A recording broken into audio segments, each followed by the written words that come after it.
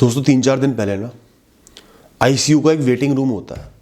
जो लोग एडमिट हैं उनके साथ वाले वहाँ पे वेट कर सकते हैं, लेट सकते हैं, छोटे छोटे बेड लगे होते हैं। मैं वहाँ बैठा हुआ था।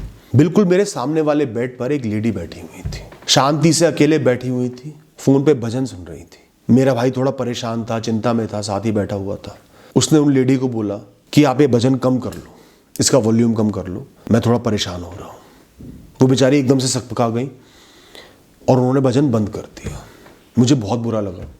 मैं उठा, उनके पास जाके बैठा और उनसे कहा कि आप भजन चलाओ, मुझे भी सुनना है।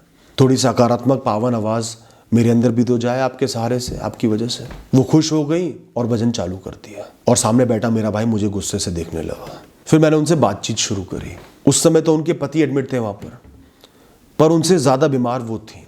दोनों अकेले रहते थे और उस औरत के लंग्स में बहुत प्रॉब्लम थी, निरंतर कार्बन बनता रहता है।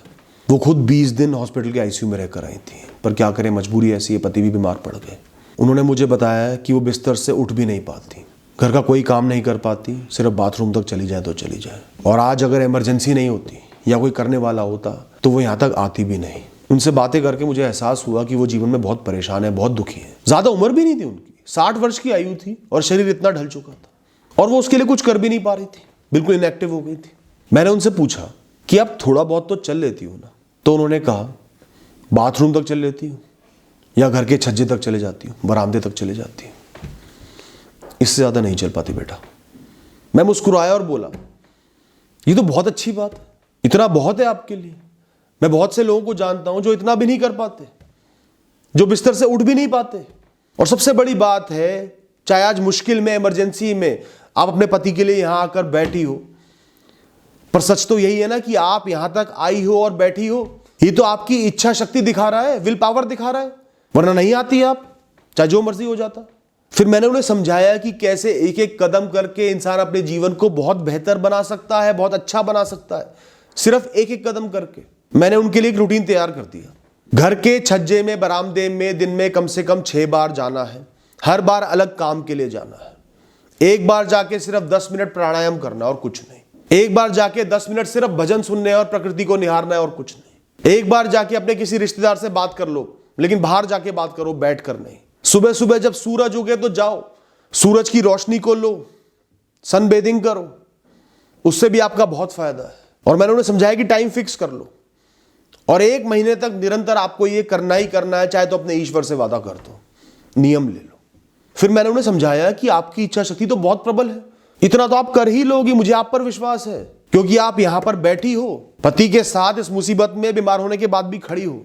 फिर मैंने उनसे हाथ मिलाया, प्रॉमिस लिया और अपने भाई को मनाने के लिए चला गया। अब उनके चेहरे के भाव ही अलग थे।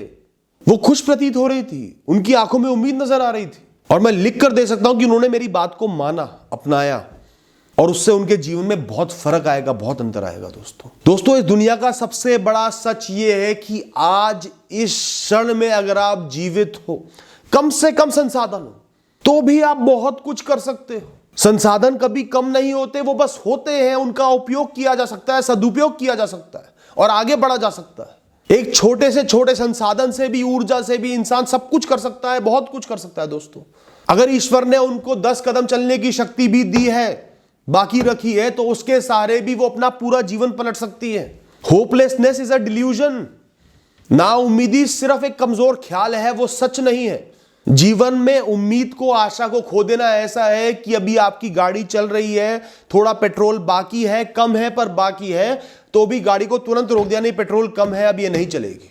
आपको तो ये ध्यान देना है अभी भी फ्यूल बाकी है, पेट्रोल बाकी है, पेट्रोल को बचा के इतना आगे चले जाओ कि पेट्रोल पंप मिल जाए। पेट्रोल को बचाने पर, सही इस्तेमाल करने पर, गाड़ी को सही तरीके से चलाने पर आपका ध्यान होना चाहिए।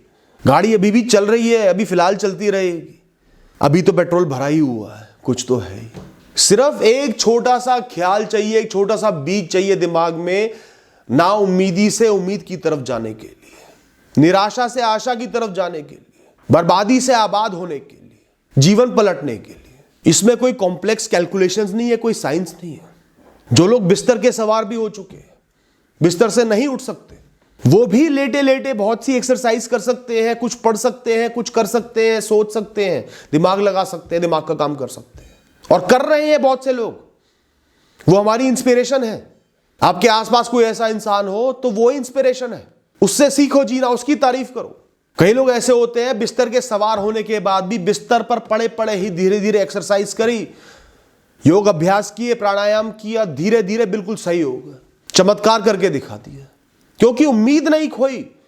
डूब रहे थे, तिनके का सहारा लेकर ही उठ गए, पर तिनके को पकड़ा, उम्मीद को जगाया। जितना कर सकता हूं इस लम्हे में, इस ताकत के, इस ऊर्जा के साथ, उतना करूंगा, जरूर करूंगा, वो नहीं त्यागूंगा। बहुत भूख लग रही है, इतना सा खाना मिल गया तो क्या उस पर लात मार दोगे?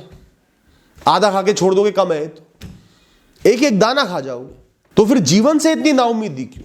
तो आज आपके जीवन में कितना ही कुछ बर्बाद हो गया हो, खत्म हो गया हो, शून्य हो गया हो, लोन चढ़ गए हो, काम फेल हो गया हो, पढ़ाई में फेल हो गए, रिश्तों में फेल हो गए, बीमार पड़ गए, उम्मीद की एक किरण को पकड़ो।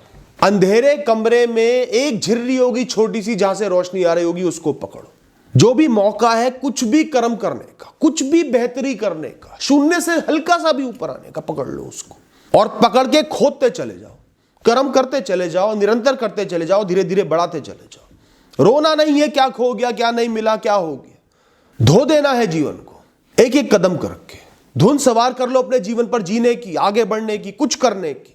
कोई क्रिमिनल आपके सामने आ गया चाकू लेकर आपको मारने का प्रयास करने वाला है, आपके पास कैंची पड़ी है, तो आप क्या ये सोचोगे कैंची से क्या होगा, उसको फेंक दोगे?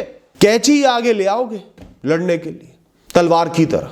किसी रेगिस्तान में बिल्कुल प्यासे मर रहे होगे और चंद बूंदे पानी की दिख गई, तो क्या उन्हें फेंक दोगे, रिजेक्ट कर दोगे कि ये कम है?